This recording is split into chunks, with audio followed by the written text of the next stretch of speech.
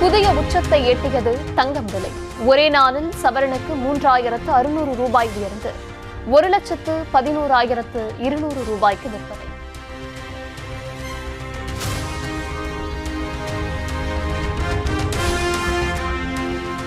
தங்கம் விலை கிராமுக்கு மேலும் 290 ரூபாய் உயர்வு. 1 கிராம் தங்கம் 13,900 ரூபாய்க்கு விற்பனை.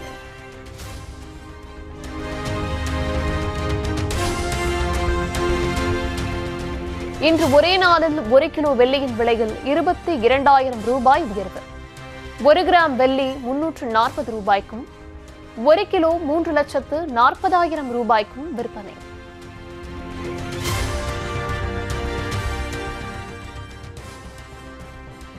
மும்பை பங்குச்சந்தை குறியீட்டு எண் சென்செக்ஸ் 1000 புள்ளிகளுக்கு மேல் சரிவு.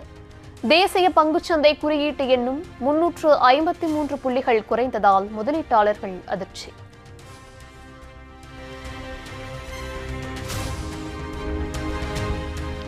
அந்நிய முதலீட்டாளர்கள் தங்களது பங்குகளை ஒரே நேரத்தில் விற்றதால் பங்குச்சந்தை சரிந்ததாக தகவல். உலகளவில் நிலவும் பொருளாதார அசாதாரண சூழலும் வீழ்ச்சிக்கு காரணம் என தகவல்.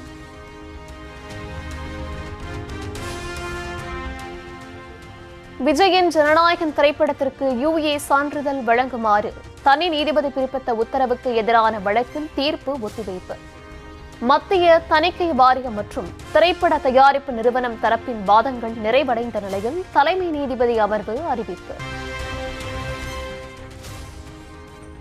500 கோடி பட்ஜெட் என்பதற்காக ஜனநாயகன் படத்திற்கு நிவாரணம் கோர முடியாது.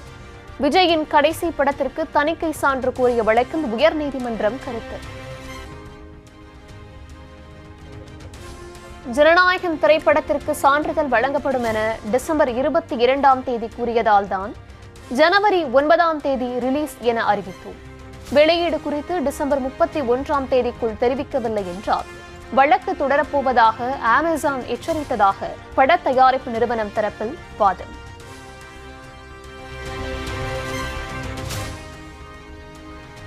இரண்டாயிரத்து 26ஆம் ஆண்டின் முதல் சட்டப்பேரவை கூட்டத்தொடரை புறக்கணித்து வெளியேறினார் ஆளுநர் RN ரவி. தேசிய கீதம் பாடுமாறு பலமுறை கூறியும் ஏற்காதது ஏன் என கேட்டு வந்த சில நிமிடங்களிலேயே வெளிநடப்பு.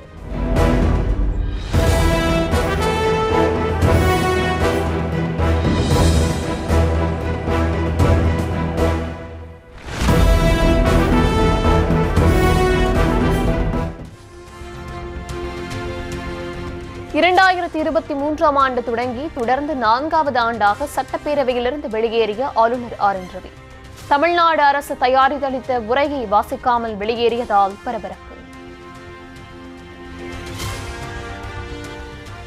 தமிழர்களின் உணர்வுகளை பிரதிபலிக்கும் சட்டமன்றத்தை அவமதிப்பதையே ஆளுநர் RN ரவி வாடிக்கையாக கொண்டிருப்பதாக முதலமைச்சர் MK ஸ்டாலின் கண்டனம். தமிழ்நாடு சட்டமன்றம் 8.5 கோடி தமிழ் மக்களுடைய உணர்வுகளை பிரதிபலிக்கின்ற மாமன்றம். ஆண்டுதோறும் அரசின் சார்பில் உரை தயாரித்து அனுப்புவதும் அதனை முறையாக வாசிக்காமல் ஆளுநர் முரண்டு பிடிப்பதும் தொடர்ந்து வருவது நல்லதல்ல. அரசியலமைப்பை மீறும் வகையில் மாநில அரசுக்கு இடைஞ்சலாக செயல்படுவதை ஒருநாள் செய்தியாக கடந்துவிட முடியாது என்றும் காட்டும். இப்படி செயல்படுவது இங்கு மட்டுமல்ல, பல்வேறு மாநிலங்களிலும் நடந்து வருகிறது. ஒரு நாள் செய்தியாக இதனை கடந்துவிட முடியாது.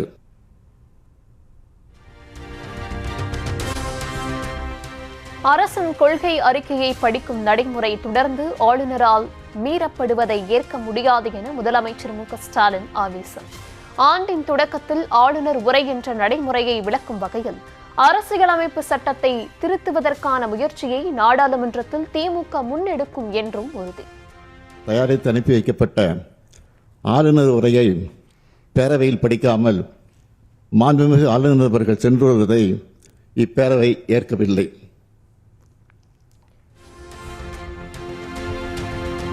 சட்டப்பேரவையில் ஆளுநர் RN ரவி பேசிக் கொண்டிருந்த போது பலமுறை மைக் ஆஃப் செய்யப்பட்டது. வெளிநடப்பு செய்தது ஏன் என 13 காரணங்களை பட்டியலிட்டு ஆளுநர் மாளிகை விளக்க அறிக்கை.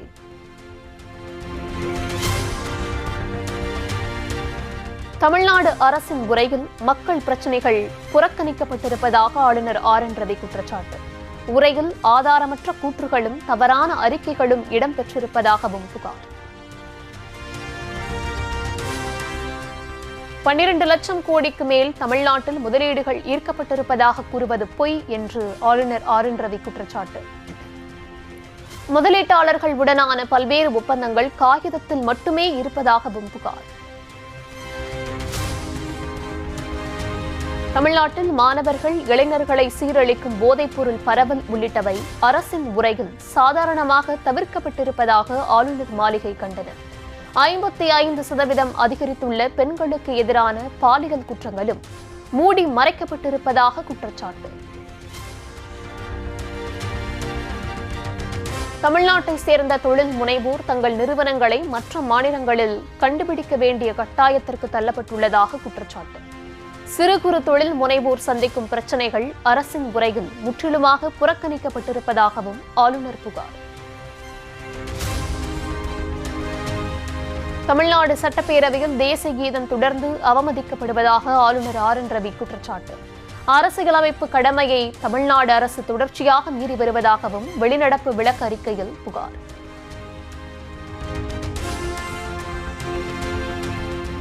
ஆளுநர் RN ரவியை தொடர்ந்து EPS தலைமையில் அதிமுக MLA-க்களும் தமிழ்நாடு சட்டப்பேரவையில் இருந்து வெளிநடப்பு. சட்டம் ஒழுங்கு நிலவரம் குறித்து விவாதிக்க சபாநாயகர் அனுமதிக்க மறுப்பதாக கூறி வெளிநடப்பு செய்ததால் பரபரப்பு.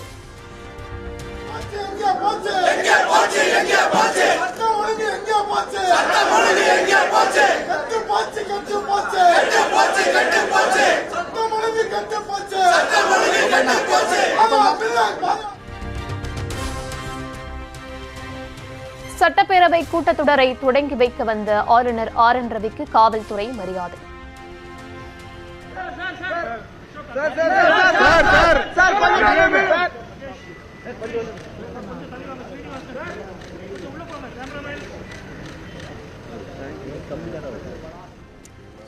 கலைஞர் மு. கருணாநிதியின் வரலாறு என்ற நூலை பரிசாக வழங்கி வரவேற்றார் பேரவைத் தலைவர் அப்பாவு.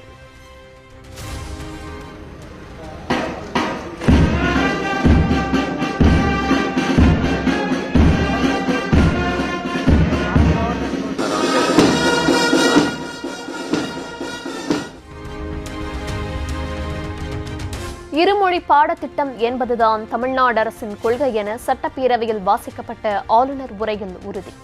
உயிரோடும் உணர்வோடும் கலந்துள்ள செந்தமிழை காப்பதில் சமரசம் என்ற பேச்சுக்கே இடமில்லை எனவும் திட்டவட்டம். இருமொழி கல்வி திட்டத்தினை நாம் நமது இரு கண்கள் போல காத்து வருகிறோம். நம் உயிரோடும் உணர்வோடும் கலந்துள்ள செந்தமிழை காப்பதில் சமரசம் என்ற பேச்சுக்கே இடமில்லை. மெட்ரோ ரயில் திட்டங்களில் தமிழ்நாட்டை மத்திய அரசு மாற்றான் தாய் மனப்பான்மையுடன் நடத்துவதாக ஆளுநர் உரையில் குற்றச்சாட்டு. மதுரை கோவை மெட்ரோ ரயில் திட்ட அறிக்கைக்கு ஒப்புதல் அளிக்காமல் மத்திய அரசு திருப்பி அனுப்பியது வருத்தம் அளிப்பதாக பேரவையில் பதிவு.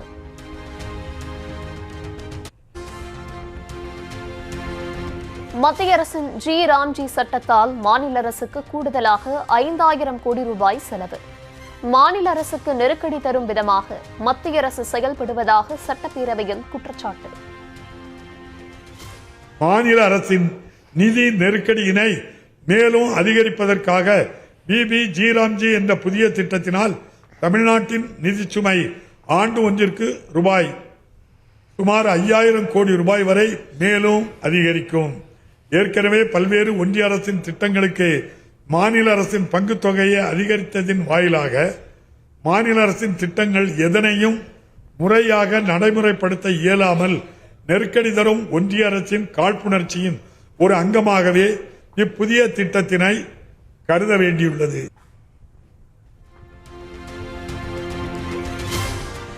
ஆளுநர் என்பவர் தனது மரபை மீறி அரசியல்வாதி போல் செயல்படக்கூடாது என சபாநாயகர் அப்பாவு விளக்கம். அரசு தயாரித்து கொடுத்த உரையை வாசிப்பது ஆளுநரின் கடமை எனவும் செய்தியாளர்களின் கேள்விக்கு பதில். ஆளுநர் அவர்கள் ஒரு அரசினுடைய நிறை குறைகளை பற்றி பேசுவதற்கு என்ன இருக்குன்னு அது அவர் அரசியல்வாதி இல்லை. ஆளுநர் அவர்களுக்கு இந்திய அரசியலமைப்பு சட்டம் கொடுத்திருக்கின்ற அதிகாரமும் கடமையும் முதல் நாள் அழைத்தால் சட்டமன்றத்திற்கு வந்து நம்முடைய மாநில அரசு தயாரித்து கொடுத்த அந்த உரையை அவரிடம் ஏற்கனவே அனுப்பி ஒப்புதல் பெற்ற உரையை வாசிப்பது அவருடைய கடமை.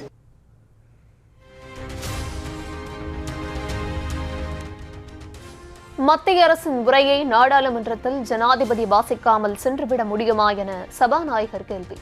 அரசியலமைப்பு மரபை மீறி ஆளுநர் அரசியல் பேசுவதை அனுமதிக்க முடியாது எனவும் திட்டவட்டம். பார்லிமெண்ட்ல எழுதி கொடுக்கறத அந்த ஜனாதிபதி வாசிக்காங்கல்ல, அது என்ன குற்றமோ அதே குற்றம் தான் இது. பாராளுமன்ற ஜனநாயகம் தான் சட்டமன்றம். ஆண்டின் முதலாவது சட்டமன்ற கூட்டத்தொடரை 24ஆம் தேதி வரை நடத்த முடிவு. முதலமைச்சரின் பதில் உரையுடன் கூட்டத்தொடர் நிறைவடையும் என சபாநாயகர் அறிவிப்பு. காலை கேள்வி பதில் முடிந்தவுடன் மாண்புமிகு முதல்வர் அவர்களுடைய பதில் உரையுடன் நிறைவு பெறும். நன்றி. திமுக அரசு மீதான தவறுகளை ஆளுநர் சுட்டிக்காட்டியிருப்பதாக எதிர்க்கட்சித் தலைவர் எடப்பாடி பழனிசாமி பேட்டி. அதிமுக ஆட்சி காலத்தில் சட்டத்தின் ஆட்சி நடைபெற்றதாகவும் திமுக ஆட்சியில் சட்டம் ஒழுங்கு சீர்குலைந்து விட்டதாகவும் குற்றச்சாட்டு. இன்னைக்கு அனைத்து இந்திய அண்ணா திராவிட முன்னேற்ற கழக ஆட்சியில் சட்ட ஒழுங்கு பேணி காக்கப்பட்டது, சட்டத்தின் ஆட்சி நடைபெற்றது. கடந்த 4.5 ஆண்டு திராவிட முன்னேற்ற கழக ஆட்சியில் சட்ட ஒழுங்கு அடியோடு சீர்கெட்டு விட்டது. இன்றைக்கு எங்கே பார்த்தாலும் கொலை, கொள்ளை, திருட்டு, வழிப்பறிவு, பாலியல் கொடுமை நடக்காத நாளே இல்லை.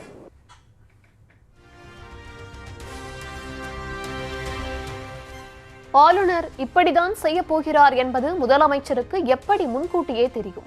முன்கூட்டியே தீர்மானத்தை கொண்டு வந்து சட்டப்பேரவையில் அறிவித்தது எப்படி என இபிஎஸ். அது மட்டுமல்ல, ஆளுநரை பற்றி என்ன செய்தி சொல்ல வேண்டுமோ அதையே முன்கூட்டி தயாரித்து வந்து முதலமைச்சர் வந்து அந்த சட்டமன்றத்தில் இன்றைக்கு வந்து தீர்மானமாக கொண்டாடுறார். எப்படி கவர்னர் இப்படி பேசுவார்னு தெரியும். ஆக திட்டமிட்டு இந்த அரசாங்கம் கவர்னர் மீது ஒரு தவறான எண்ணத்தை உருவாக்க வேண்டும் என்ற அடிப்படையில் தான் இன்றைக்கு முதலமைச்சர் அவர்கள் ஒரு அறிக்கையை தயார் பண்ணி தீர்மானமாக கொண்டு வந்து சட்டமன்றத்தில் வாசிச்சிருக்கார்.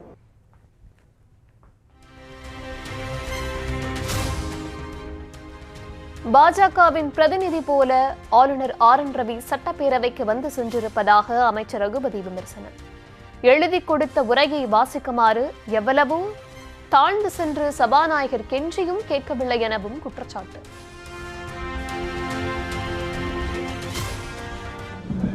பிரதிநிதியாக இருக்க வேண்டிய ஆளுநர் இன்றைய தினம் பாரதிய ஜனதா கட்சியினுடைய பிரதிநிதியாக நம்முடைய சட்டமன்றத்துக்கு வந்து சென்றிருக்கின்றார்.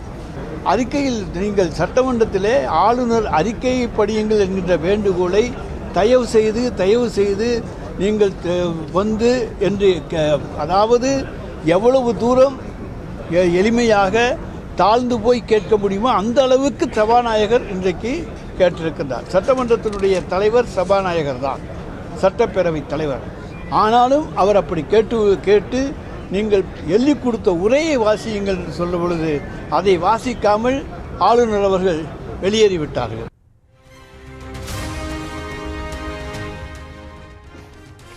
ஆளுநர் பேசிய போது மைக் ஆஃப் செய்யப்பட்டதாக கூறுவது பொய் என அமைச்சர் ரகுபதி விளக்கம்.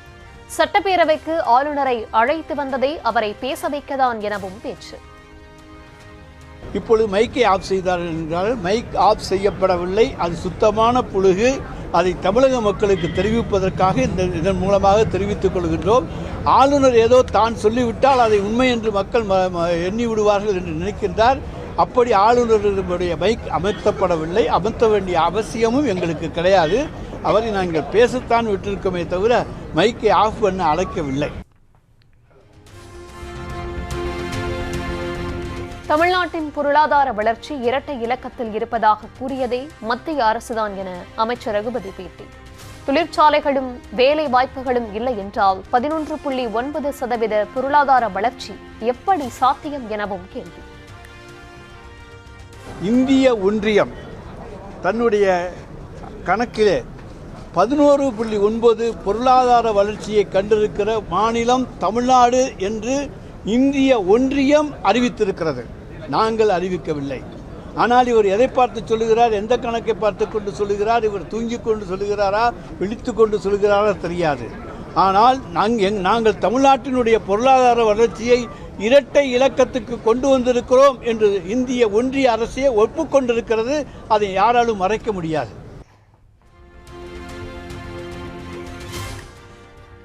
ஆளுநர் பேசிய போது செய்தியாளர் அறையில் ஆடியோ வரவில்லை என செய்தியாளர் கேள்வி. தொழில்நுட்ப கோளாறு காரணமா என்பது குறித்து விசாரணை நடத்தப்படும் என அமைச்சர் உறுதி. தமிழ்ச்செல்வத்தில் செய்தி இருக்கக்கூடிய செய்தி அறைக்கு முதல் முறையாக ஆளுநர் பேசக்கூடிய அந்த ஆடியோ வராமல் துண்டிக்கப்பட்டிருக்கு. அவருடைய மைக்கும் ஆஃப் செய்யப்பட்டதா ஆளுநர் கூறுறாரு. இது சரியான நடைமுறையா, அது மரபுதானா? உங்கள் இதுக்கு எதுக்கான மைக் வரவில்லை என்பது டெக்னிக்கல் கோளாறா இல்லையா என்பது பற்றி எனக்கு தெரியாது. ஆளுநர் பேசும்போது ஏன் வரலை என்பது எனக்கு தெரியாது. அதை நான் விசாரித்து சொல்லுகிறேன். தமிழ்நாட்டில் போதைப்பொருள் உற்பத்தி நடைபெறவில்லை என அமைச்சர் ரகுபதி விளக்கம். மாநிலத்தின் எல்லைகளில் கண்காணிப்பை பலப்படுத்தி போதைப் பொருட்கள் பறிமுதல் செய்யப்படுவதாகவும் பேட்டி. அதே போல போதைப்பொருள் நடமாட்டம் சொல்றீங்க. போதைப்பொருள் தமிழ்நாட்டில் உற்பத்தியே கிடையாது. எங்கேருந்து வருதுன்னு உங்களுக்கு நல்லா தெரியும். எந்த மாநிலங்கள்லேருந்து அதெல்லாம் அனுமதிக்கிறாங்க, எத்தனை கோடி லாபம் சம்பாதிச்சுக்கிட்டு அனுமதிக்கிறாங்கங்கிறது தெரியும். ஏன் நீங்கள் அனுமதிக்கிறீர்கள்? ஒன்றிய அரசு எப்படி போதைப் பொருளை வர விடுகிறது, அதை முதலிலே யாரும் கேளுங்கள். ஆனால் நாங்கள் தமிழ்நாட்டை பொறுத்த வரைக்கும் எல்லா எல்லையிலும் இன்றைக்கு பயங்கரமான காவல் போட்டு அவர்களெல்லாம் கட்டுப்படுத்துவதனாலே தான் இன்றைக்கு அதிகமான பொருட்களை, போதைப் பொருட்களை எல்லையிலே நாங்கள் இன்றைக்கு கைப்பற்றுகின்றோம்.